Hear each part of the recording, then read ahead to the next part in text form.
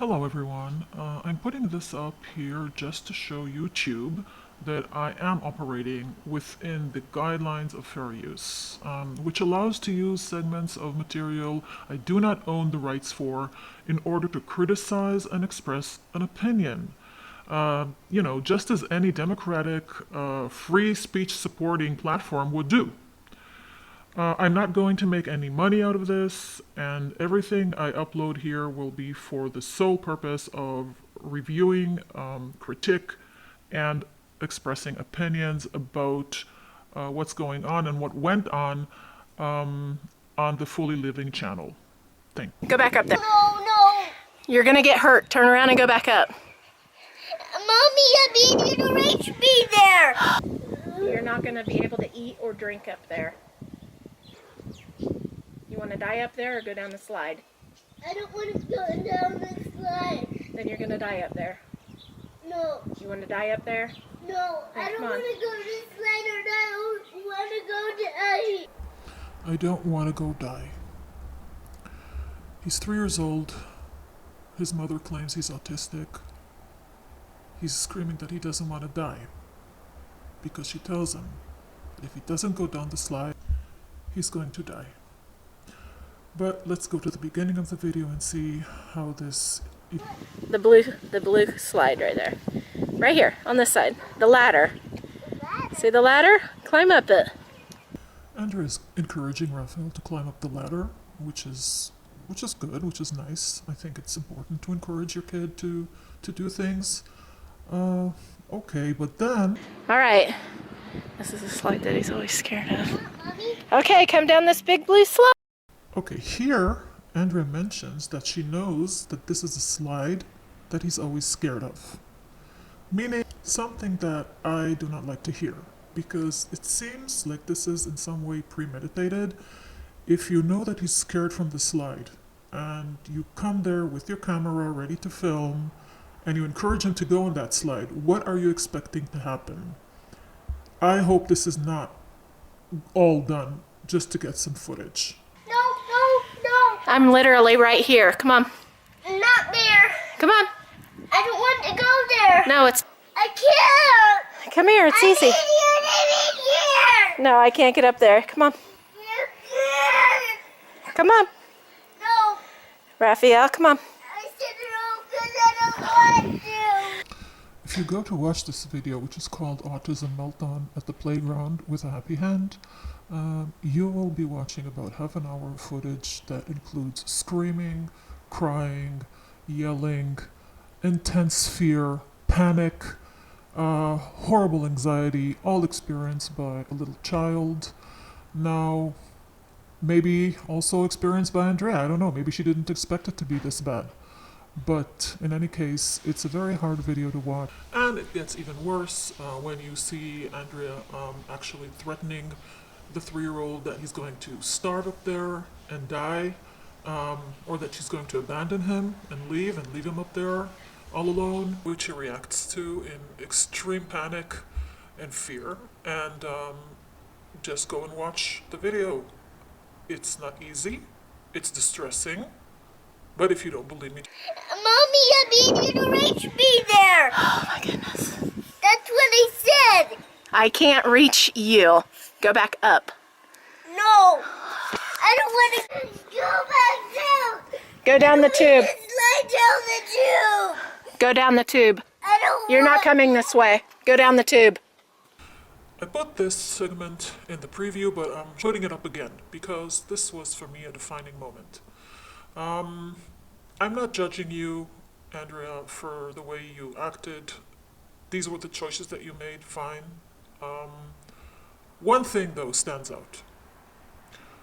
When your son is standing there, screaming for you to help him down the ladder, you point a camera at him with one hand and film that. Put the goddamn camera down, hold his legs with both hands, and guide him down. Help him, support him. I'm sorry if I'm sounding judgmental here, I don't mean to, but this segment of continuing to film and holding the camera with one hand instead of helping him That signifies something to me. I don't want to. Go down there now. I don't want to. So at this point, I think you all understand what's going on. This video goes on and on. It lasts about 30 minutes. We don't know how much time was cut out of it, so we don't know exactly how long this thing went on. But it's mostly screaming, yelling, very intense anxiety. The boy is panicking, and again, to remind you, he is supposed to be autistic. He shouldn't be exposed to this. The slide right now. Go down the slide. I'm leaving. I'm leaving right now. Do you understand? Yeah. Go down the slide now. I want to. Bye. No. Go down the slide. I don't want to. I don't want to go anywhere. I don't want to do it. I don't want to go to sleep. Go. Okay, now you have this child who's in serious distress there. To be honest with you, I'm not going to even pretend that I would know what to do in this situation. I probably would avoid it to begin with. But once it's there, and to threaten him that you're going to leave him in that panic mode and just go, that is extremely traumatic and horrible and scary. Spoiler, at the end of the video, the boy succeeds in coming down the slide. I don't know how. He is extremely tearful. His face is tear washed altogether, but he's very proud and he wants to try again, which is very good and very normal also. You want to experience that feeling of triumph again and again. But as far as I know and what I think is that this whole scene should not have happened. You can teach a child to fail or be afraid and try again in much less dramatic and traumatic ways. So this is a situation where you do not know what was imprinted on this little child's brain or emotions while feeling these feelings of abandonment and excessive fear and fear of dying. So, which of course is completely way out there. So, yeah, thank you for listening and watching. From here on, I will be approaching the issue of exposure therapy. Okay, so as some of you may know, Andrea has stated a few times that what she's doing with the kid is exposure therapy. So let's talk a little bit shortly about what exposure therapy is. So basically, exposure therapy is supposed to help individuals overcome things or situations or activities that provoke fear and anxiety in them. So many times people will avoid things that create a feeling of discomfort or fear in them, and by exposing them very gradually to the very thing they are afraid of or have a phobia of, this is supposed to help reduce the extreme anxiety and fear. For example, if you have something like if you suffer from arachnophobia, if you're afraid of spiders, in a way, of course, that prevents you from, for example, moving into a new house, or if you stay awake all night or can't sleep because you fear that there's a spider around you, then that is pretty irrational, and so this can help. Exposure therapy would be done usually with a therapist who will very slowly guide you into releasing that fear. And he would start probably with showing you pictures of spiders and then having you touch the pictures, and then maybe show you a spider in a cage, and you will slowly get used to the spider's existence in your surroundings. And then eventually the let's say the goal would be to actually hold the spider and not fear him.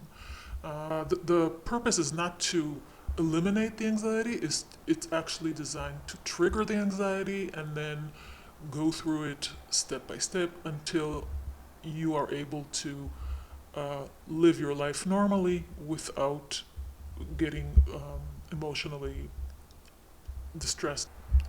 Now, when we're talking about this issue of Raphael in this slide, this is anything but exposure therapy because, in my opinion, he is not exposed to it gradually. He is not prepared. He hasn't given his consent. He's too young for that, right? And then the whole situation where you threaten that he's going to die if he doesn't do what you tell him or faces fear, or that you're going to abandon him, or he's going to starve to death because he's not good facing his fear, that is anti-therapeutic. That is gulag therapy. I don't know what exactly that is. It's certainly not exposure. This is traumatic. It's not exposure therapy, in my opinion, again. And one of the things that's really important is that to remember is that this exposure therapy works on many levels. You have the emotional processing, and you have sometimes the physical processing. And the way it is used is certainly not pushing your child into doing something that he is so afraid of and threatening him that if he doesn't do it, he will die. Actually, most of it is done by imagining the situation, so exposure to imagination, virtual reality, talking about it. Then maybe it would be also something that happens in the physical world. Now, if we have anxiety disorders in children, exposure therapy can help very much. But what are we dealing with here? A slide? That's the exposure therapy? I mean, he can't wait 1 or 2 years more until he's older and then do the slide? I mean, what are we confronting him here with, and why? So no, I personally don't buy the exposure therapy excuse in this case. Thank you for listening so far. Goodbye.